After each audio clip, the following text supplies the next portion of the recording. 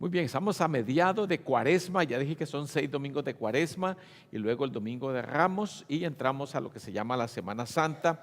Y ese tiempo de Cuaresma es apropiado reflexionar sobre lo que es la misericordia. Y quiero hablar que debemos ir más allá de la ley, porque hoy en la lectura que tenemos, la primera lectura que se hizo, si ustedes notó, los 10 mandamientos que aparecen en el libro de Éxodo.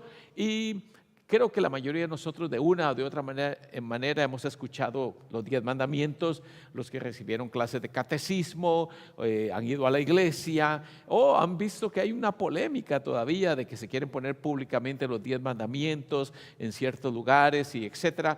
Pero yo estoy casi seguro que la mayoría de las personas no conoce bien los 10 mandamientos y no quiero repasarlos en esta mañana. Usted los puede leer ahí en la lectura de Éxodo.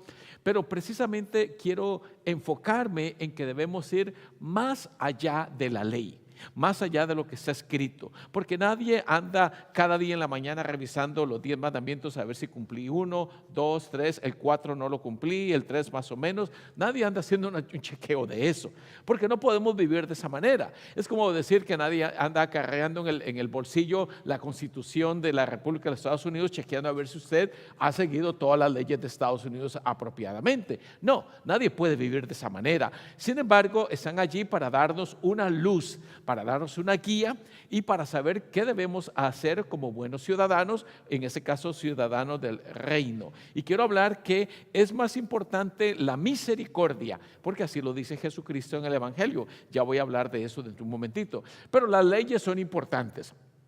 Las leyes, tanto lo que encontramos en la Biblia, ya voy a explicar brevemente la función de la ley, como también en la vida social. Por eso todos en algún momento necesitamos ir a un abogado, ¿cierto o no? A veces uno no quiere, a veces no confía, pero es importante para ciertos trámites y procedimientos. Cuando usted firma un contrato de arrendamiento de su apartamento, una casa, son leyes que han sido aprobadas por la legislatura que uno debe seguir. Entonces aquí tengo un abogado que dice: un hombre va a un abogado y le pregunta, ¿cuáles son sus honorarios por una consulta rápida? $500 por 3 preguntas. ¿Tanto? Efectivamente. Y dígame, ¿cuál es su tercera pregunta? Hay que procesarlo, ¿verdad? 1, 2, le falta una pregunta para los $500.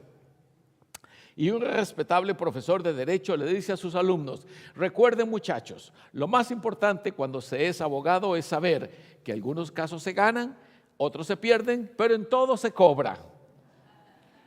Ahora, para los que tenían ciertos propósitos, dice esta persona: mi propósito para este año es terminar 6 libros. Ya llevo 3 libros de colorear y 1 de chistes. Voy con todo. ¿Qué le parece el propósito, verdad?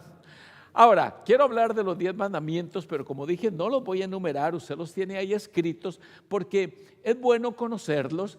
Yo enseño catecismo, lo he venido enseñando por muchos años, he enseñado clases a nivel de universidad, clases de Biblia, y esa ha sido parte de mi formación y me encanta hacer eso. Es una de las cosas que más disfruto, estudiar la Biblia de forma un poquito más académica, digámoslo así, pero no vengo a hacer esto hoy. Vengo a recordar cuál es la función de esos mandamientos. Los mandamientos a veces son difíciles de recordar porque, como dije, uno no anda revisando cuáles son los 10 mandamientos, a ver si cumplí el 1, el 5 y el 9, pero me fallé un poco más en el 3, el 6 y tal. Nadie vive su vida de esa manera, porque los mandamientos en sí tienen el propósito de traer orden y dirección a la vida, traer un camino por el cual debemos andar para que sepamos cuando nos apartamos del camino o no.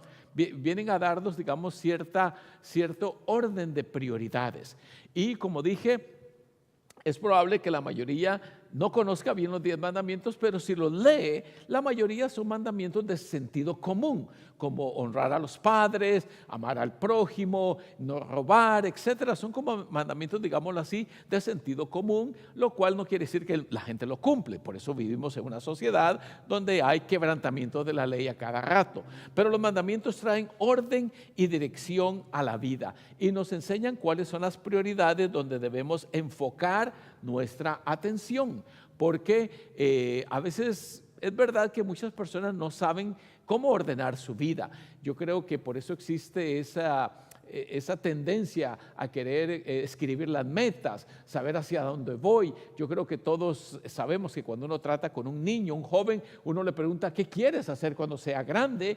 Y si la persona no sabe, uno trata de orientarlo, cuáles son sus gustos, cuáles son sus preferencias, para qué es bueno, dónde tiene una habilidad, dónde tiene alguna debilidad, para más o menos encontrar hacia dónde va el camino.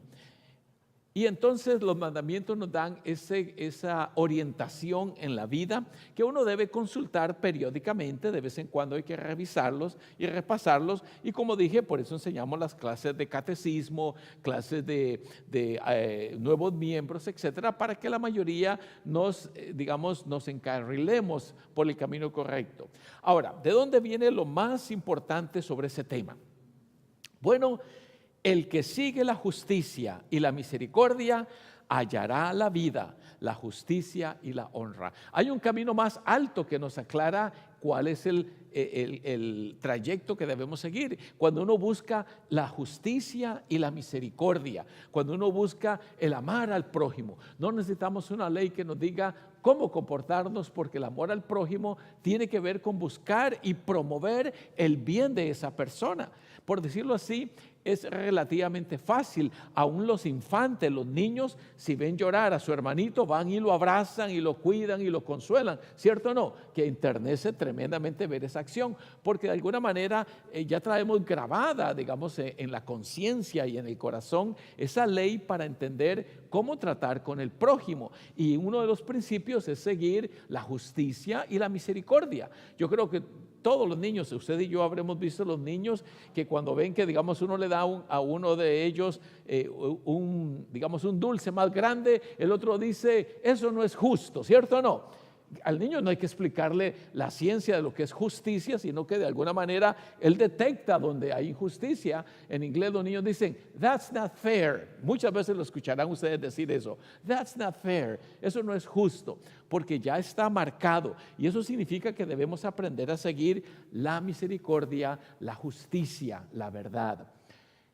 Y entonces aquí tenemos al Señor Jesucristo en el Evangelio, donde dice, id pues y aprended lo que significa misericordia quiero y no sacrificio, porque no he venido a llamar a justos, sino a pecadores al arrepentimiento. Noten que él enfatiza lo que significa misericordia y no sacrificio. Lo que quiere decir es que no se trata tanto de que yo me golpee el pecho y camine de rodillas en la iglesia para que Dios me perdone. No, lo que Dios nos pide es que practiquemos la misericordia, es decir, aquella compasión genuina por los demás.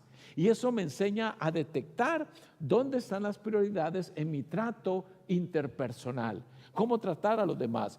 De hecho, seguir la misericordia y amar al prójimo, digamos, no tiene mayor ciencia relativamente hablando, porque se resume en aquel adagio muy conocido que dice que tratemos a los demás como queremos ser tratados nosotros. Es decir, ahí está la medida de cómo debemos interactuar con los demás, como nosotros queremos que nos traten. Y eso significa la misericordia. Amar a Dios primero sobre todas las cosas, que es donde se resumen los mandamientos, nuestra relación vertical, y amar al prójimo como a nosotros mismos.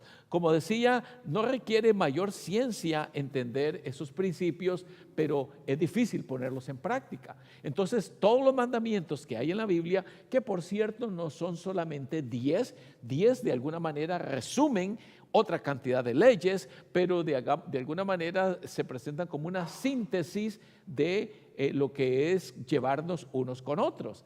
Pero hay más mandamientos. De hecho, he predicado en otras ocasiones cuando hablo de este tema, de que en la Biblia propiamente, si uno se pone a contar los mandamientos, hay 613 mandamientos.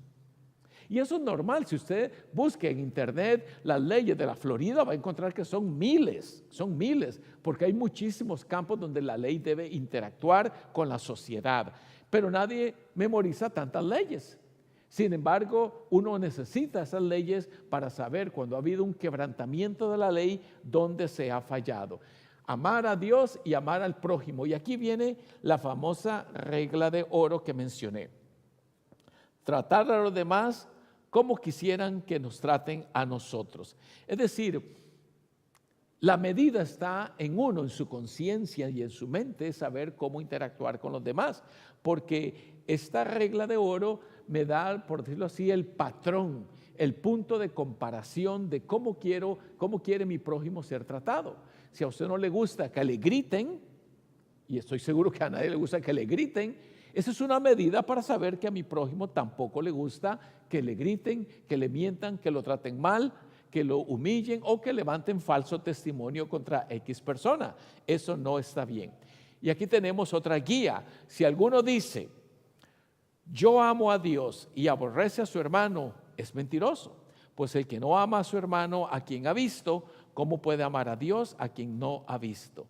Es decir, otro principio básico, que el amar al prójimo significa promover el bien de la persona. No solamente decir me cae bien o es buena gente, sino promover su bienestar y reducir cualquier causa de sufrimiento que pudiera dañar al prójimo. Eso es algo muy simple, como usted tampoco quisiera que le hicieran sufrir, que le hicieran daño. Esa misma medida se puede aplicar con nuestro prójimo y en todas nuestras interacciones personales.